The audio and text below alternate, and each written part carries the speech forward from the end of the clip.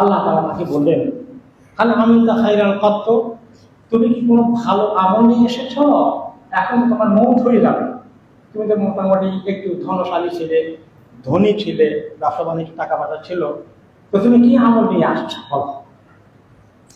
বলো, আল্লাহ আমি আর কি আমল করেছি, আমার আমল করা উল্লেখ করার মধ্যে কিচ্ছু নাই তো।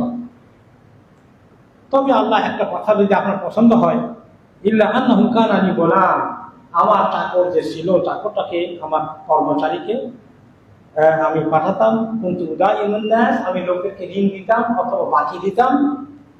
ফাইদা বাআসতুহু ইয়াতাকাদা কুলতু লাহু, যখন আমি টাকা কালেকশন করতে তাকে পাঠাতাম, আমি বলে দিতাম তাকে, খুদ মা তায়াসসারা, মানুষের যতটুকু দিতে পারে ততটুকু নিও। কেউ যদি দিতে গিয়ে বলে যে আমরা তো 500 টাকা ছিল, এখন তো আর 400 টাকা আছে, মাত্র আর দিতে পারতেছি না, মাফ করে দেবে, তখন তুমি থেকে মাফ করে দিয়ে 400 টাকা দিয়ে চলে এসো।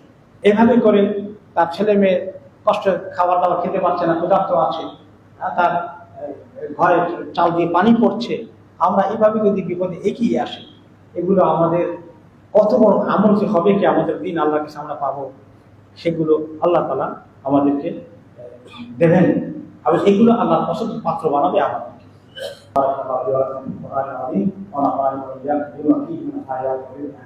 وأقول قولي هذا وأستغفر الله لي ولكم ولسائر المسلمين من ذنب فاستغفروه وأتوبوا إليه إنه هو الغفور